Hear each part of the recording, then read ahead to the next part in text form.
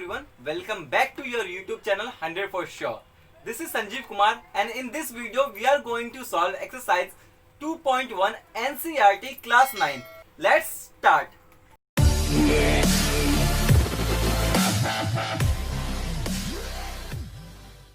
So friends, जो हमारा सबसे पहला क्वेश्चन है वो है which of the following expression are polynomial in one variable and which are not.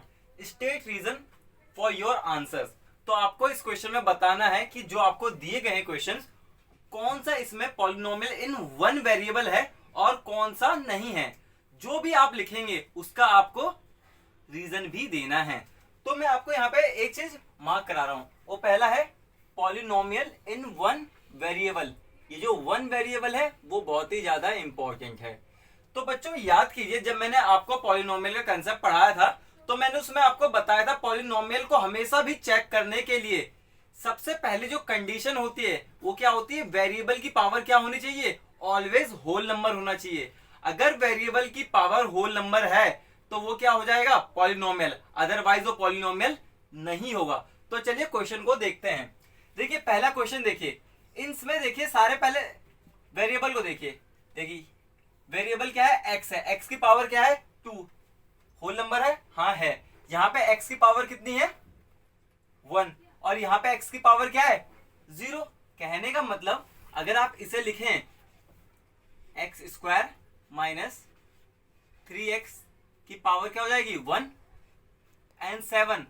और x यहाँ नहीं है तो क्या हो जाएगा, x की पावर 0. तो देखिए वेरिएबल की पावर होल नंबर है, जी हाँ है.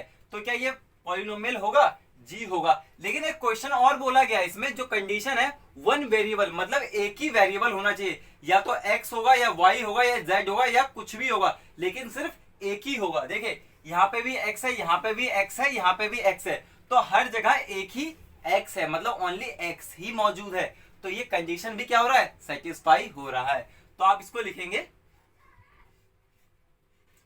Yes it is polynomial in one variable.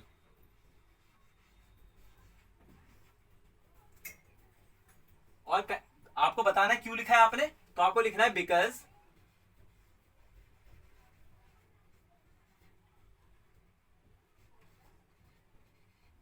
Power of all variable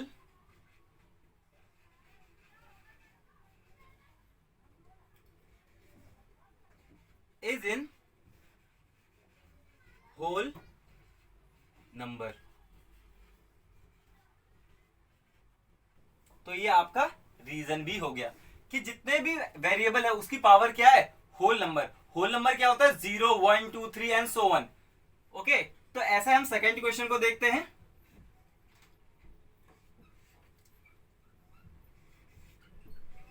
y का स्क्वायर प्लस √2. ओके, तो देखिए वेरिएबल क्या है, y. देखिए y की पावर कितनी है, 2 है. तो ये होल नंबर है. ये क्या है, कांस्टेंट. तो आप यहाँ पे ऐसे भी लिख सकते हैं y की पावर 0, क्योंकि यहाँ पे y नहीं है तो y की पावर 0 हो गई. उसका मतलब क्या है, 1 ही होता है. ऑलवेज याद रखिएगा बच्चों कि कभी भी किसी भी वेरिएबल की पावर अगर 0 है तो भी क्या आंसर आता है, 1. जैसे मैंने यहाँ पे x की पावर 0 लिखा है तो क्या है, 1. वैसे ही y की पावर 0 होगा तो भी क्या हो जाएगा, 1. t की पावर 0 होगा तो भी क्या हो जाएगा, 1. किसी की भी पावर 0 होगा ऑलवेज क्या आएगा, 1. तो देखिए y की पावर 2, यहाँ पे y की पावर 0 होल नंबर में है. तो यस ये भी क्या है, पॉलिनोमियल इन वन वेरिएबल. तो सेम आपको यही लिखना है. आपको जो चीज मैंने यहाँ पे लिखा है ना, सेम बच्चों यहाँ पे ही लिखना है, यही लिखना है. इसलिए मैं यहाँ पे लिख नहीं रहा, आपको यही सेम लाइन यहाँ पे आपको लिख देना है. ओके, नेक्स्ट पे आते हैं. देखिए नेक्स्ट जो क्वेश्चन है वो है 3 √t प्लस t √2. तो देखिए बच्चों, देखिए ये वाला जो t है वो क्या है, रूट के अंदर. और मैंने आपको बताया था कि अगर रूट के अंदर होगा तो पावर की फॉर्म में 1/2 हो जाता है। देखिए t की पावर 1/2। तो क्या बच्चों 1/2 होल नंबर है? जी नहीं है। तो ये क्या पॉलिनोमियल होगा? नहीं होगा। लेकिन काफी बच्चे कहेंगे भैया ये तो t है, ये पॉलिनोमियल है। हाँ बच्चों, ये वाला जो टर्म है वो पॉलिनोमियल है, लेकिन ये वाला टर्म पॉलिनोमियल नहीं है। अगर आप इन दोनों कंबाइन करें तो पूरा पूरा एक्सप्रेशन पॉलिनोमियल नहीं है। ओके, सो आपको लिखना है it is not a polynomial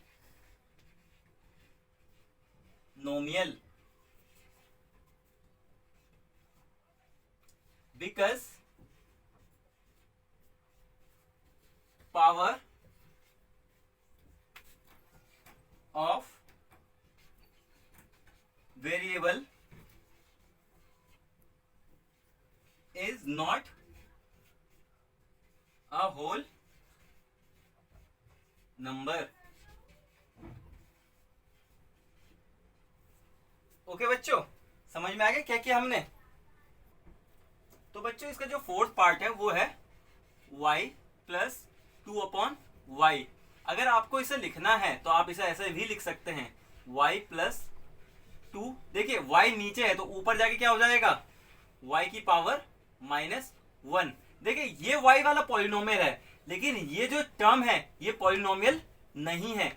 और एक एक्सप्रेशन में सारे के सारे पॉलिनोमियल होने बहुत जरूरी है, तभी आप उसे क्या बता सकते हैं कि वो पॉलिनोमियल है। लेकिन इस वाले केस में ये कंडीशन फॉल्स हो रहा है, तो हम लिखेंगे it is not a polynomial because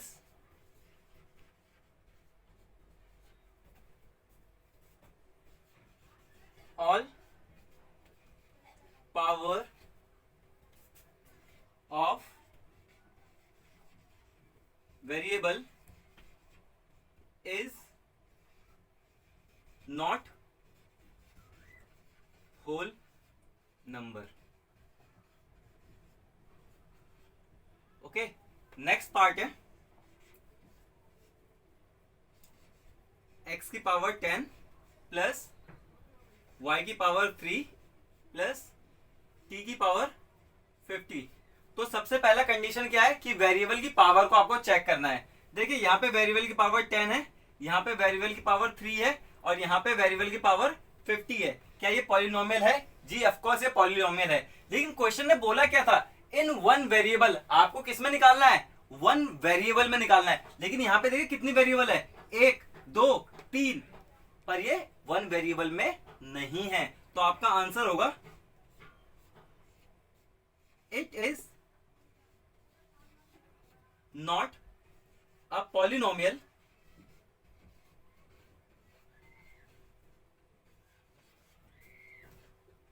in one variable because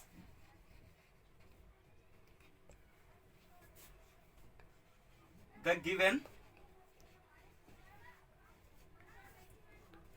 expression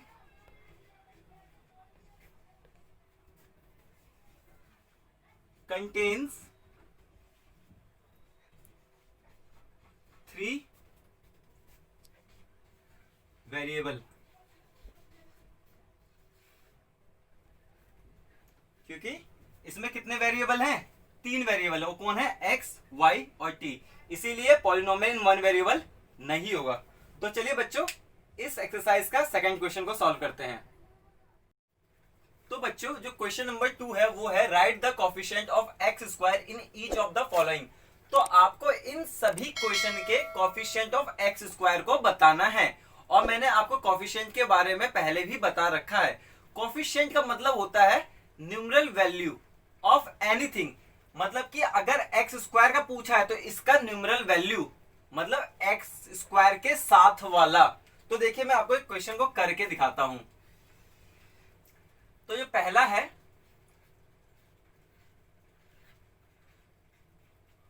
coefficient of x square. तो देखिए बच्चों, इस वाले क्वेश्चन में एक्स स्क्वायर को ऑब्जर्व कीजिए, ये है एक्स स्क्वायर। ओके, तो देखिए इसके साथ कुछ है, बच्चे कहेंगे इसके साथ कुछ नहीं है। देखिए बच्चे, जब किसी के साथ कुछ नहीं होता है तो ऑलवेज उसके साथ क्या होता है, 1 होता है। तो इसका कोएफिशिएंट क्या हो जाएगा, 1। देखिए इसके साथ कुछ नहीं है और बाहर प्लस है तो क्या होगा, 1 होगा। सेम सेकंड को देखते हैं। सेकंड में क्या है, देखिए ये भी एक्स स्क्वायर है लेकिन इसके बाहर क्या है, -1। तो इसका कोएफिशिएंट क्या हो जाएगा, -1। ये 1 ऑलवेज आएगा और ये प्लस माइनस ये सिंबल पे डिपेंड करेगा, इसके बाहर के सिंबल पे। ओके बच्चों, same as it is third question का। देखिए एक्स पूरे को ऑब्जर्व कीजिए, पूरे टर्म को, एक्स स्क्वायर वाले को। देखिए एक्स स्क्वायर के साथ में क्या है, पाई अपॉन 2। तो इसका कोएफिशिएंट क्या हो जाएगा बच्चों, pi upon 2। Okay, now fourth का, क्या इस वाले पॉलिनोमियल में कहीं एक्स स्क्वायर है, नहीं है। जब एक्स स्क्वायर ही नहीं है तो कोएफिशिएंट क्या हो जाएगा, 0। तो इसका कोएफिशिएंट क्या हो जाएगा, 0। और जो मैंने यहां पे जो स्पेस छोड़ा है उसमें आपको यही लिखना है, क्या लिखना है, coefficient of x square.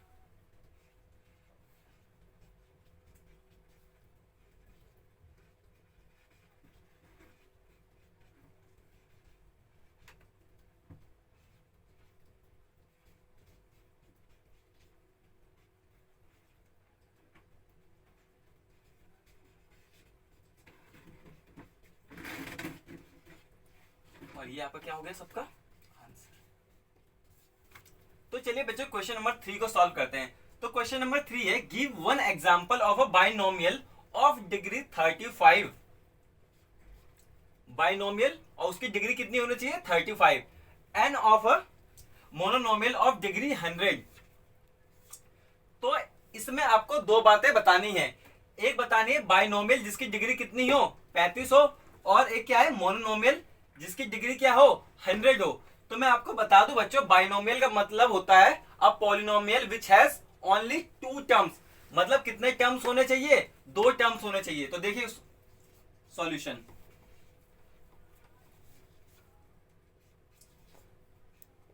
Binomial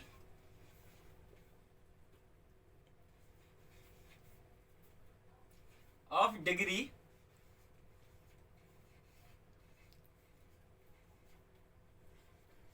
35 is, तो टर्म कितने होने चाहिए, 2 होने चाहिए। तो मैंने लिखा x + 5। क्या ये बाइनोमियल है, हाँ है। तो हमारे एक कंडीशन फुलफिल हो गया कि बाइनोमियल हमने लिख दिया। उसके साथ में क्या बोला था, डिग्री कितनी होनी चाहिए, 35। तो आपको डिग्री लिखनी होगी। बच्चे क्या गलती करते कि ये जो डिग्री है 35 वो किस पे लगा देते हैं, कांस्टेंट पे। देखो बच्चों, कभी भी डिग्री पॉलिनोमियल की कांस्टेंट से नहीं देखी जाती, वेरिएबल से देखी जाती है। इसलिए जो आपकी पावर होनी चाहिए किस पे होनी चाहिए, वेरिएबल पे। So this is your answer, ये फर्स्ट आंसर। अब दूसरा क्या है, monomial of degree 100। So monomial of degree 100 is, mono का मतलब एक, तो टर्म कितनी होनी चाहिए पॉलिनोमियल की, सिर्फ एक होनी चाहिए। तो मैंने लिख दिया x, और उसकी डिग्री कितनी होनी चाहिए, 100। सो ये आपका क्या हो गया, आंसर। तो आपको कभी भी डिग्री डिफाइन करनी हो या डिग्री लिखनी हो पॉलिनोमियल की, तो ऑलवेज बच्चों हमेशा वेरिएबल पे ही लगानी है पावर, कांस्टेंट पे गलती से मत लगा देना। सो आई होप बच्चों आपको ये वीडियो काफी पसंद आया होगा। जो बचे हुए 2 क्वेश्चन हैं हम उसको नेक्स्ट पार्ट में करेंगे। सो अगर आपको बच्चों ये वीडियो पसंद आया है तो please like, subscribe and comment. If you have any question, you may also join our Telegram channel which is given in description. So thank you for watching this video. Have a good day.